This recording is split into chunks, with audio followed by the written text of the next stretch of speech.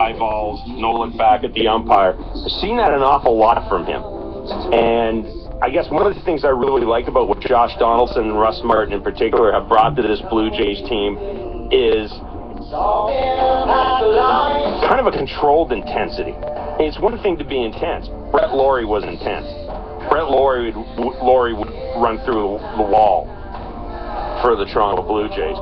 But he didn't have that control. He didn't have that sort of that inner line that Josh Donaldson has. And that's what impresses me most about Josh Donaldson. I mean, it's one thing to run around like your hair's on fire and really make a show of being intense. And another thing to be effectively intense. And, we talk about Josh Donaldson's offense, and I got to keep stressing this. The other side of the story, and why I think this is I think this is going to go down as Alex Anthopoulos' best trade, is they've got this guy under control for 4 more years, and we can't stress this enough. Jays fans, I don't think, can stress this enough.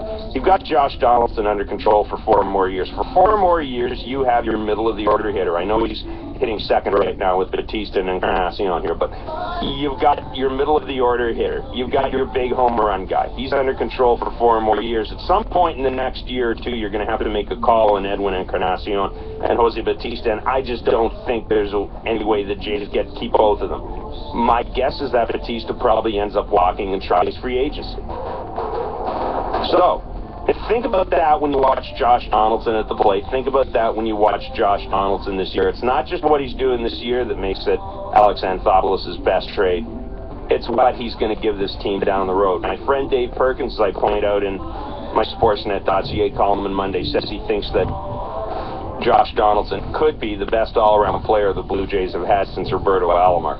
I see no reason to argue with that. We'll see what you think about it. The Jeff Blair Show is on the air on Sportsnet 590. Always been a Wednesday. That's a night. Jeff Blair Show. Now, here's Jeff Blair.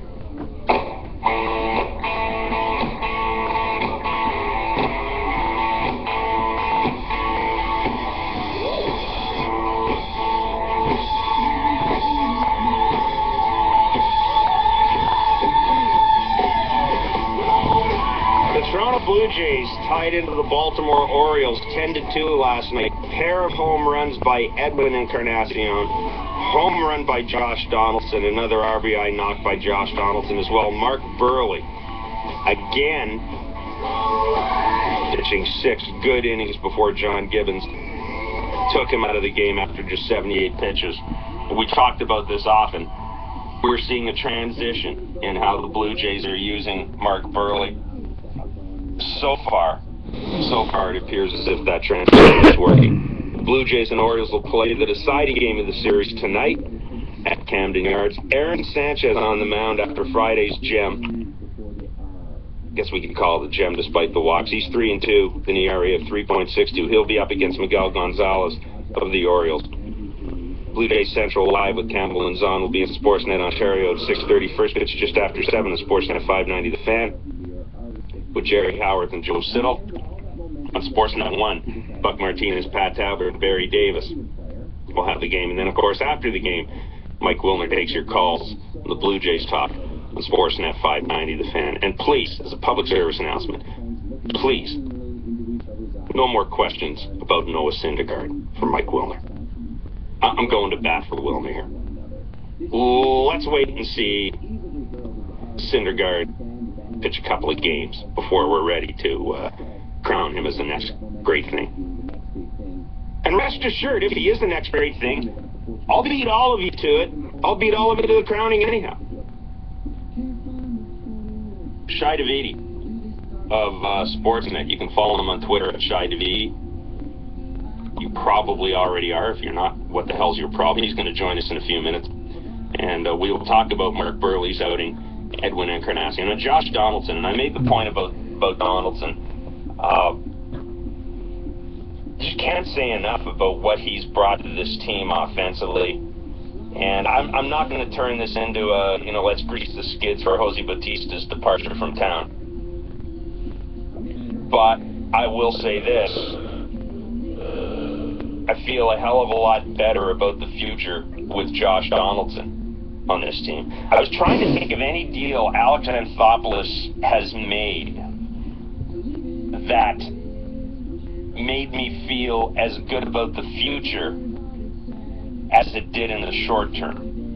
You know, it's interesting because when this deal was made, I think a lot of people looked at it as, in some ways, as a short-term acquisition. It was a way of leveraging the window of opportunity. It was a way of leveraging the fact that you still have Edwin and Jose for a couple of years. But I looked beyond that, and I thought it's a genius move because you have. I gotta say, it's a really good move that Toronto Blue Jays have done. You get rid of the distraction, Brett Lawrie, you ship him off to Oakland. You get Josh Donaldson, who in my mind, and I know Jeff Blair is speaking of this, he is a lot more all-around player with the serious Toronto Blue Jays. For a guy who plays in the outfield, guy who can get the long ball. You know what I'm saying? Goes to the long ball, but he is like the future of the Toronto Blue Jays. You're middle of the order hitter for the next 4 years, and probably longer. Because if I'm the Blue Jays, I'm going to sit down at some point next year and talk to this guy about a long-term contract. So, I think it's a move that addressed a lot of issues for the Blue Jays.